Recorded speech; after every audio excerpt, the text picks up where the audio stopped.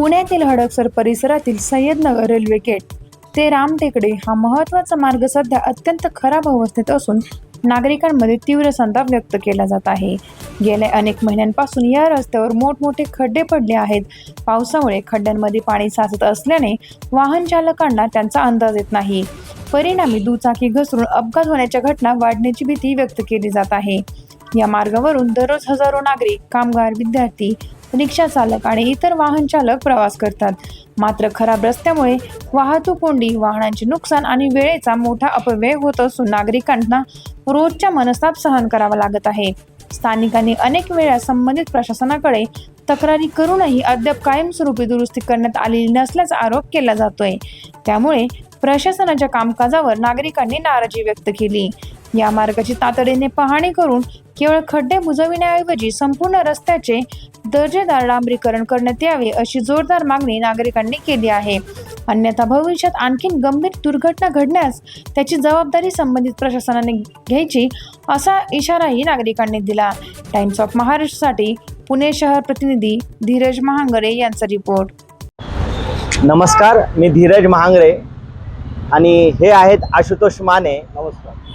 आपण आता आलेलो आहोत सय्यदनगर जे रेल्वे गेट आहे तिथून जो डाव्या बाजूला रस्ता जातो रामटेकडीकडं, त्या रस्त्याची जी दुरावस्था झालेली आहे त्याबाबत आपण बघायला आलेलो आहे की किती वाईट पद्धतीने हा रस्ता खराब झालेला आहे। वारंवार आपण बातमी केली, तक्रार केली, तरी सुद्धा मध्ये पॅच मारण्यात आले, तरी सुद्धा बरेच काम हे बाकी राहिलेले आहे। तर आपण बघूया काय काय कसं कामाची पद्धत आहे इथली। पलीकडचं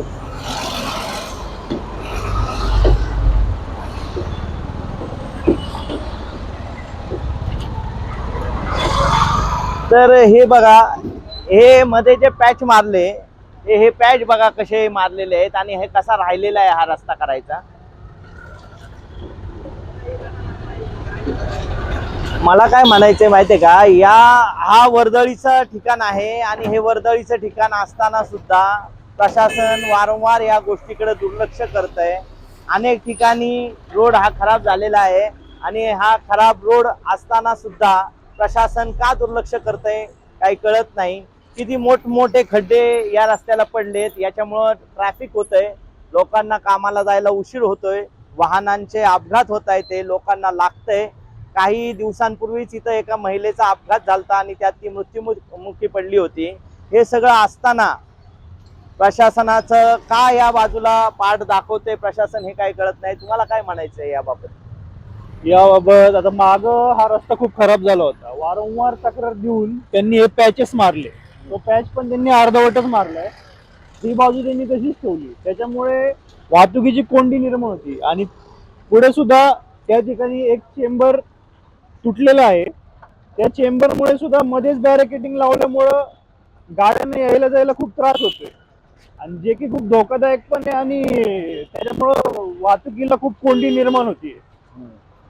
त्याकडे सुद्धा प्रशासनाने लक्ष ठेवायला पाहिजे।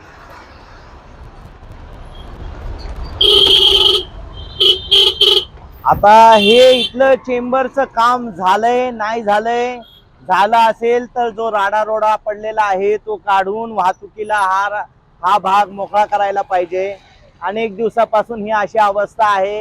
हे जे खड्डे पडलेले आहेत ते बघा, हे खड्डे इथून त्या रेल्वे गेट पर्यंत हे असेच खड्डे आहेत।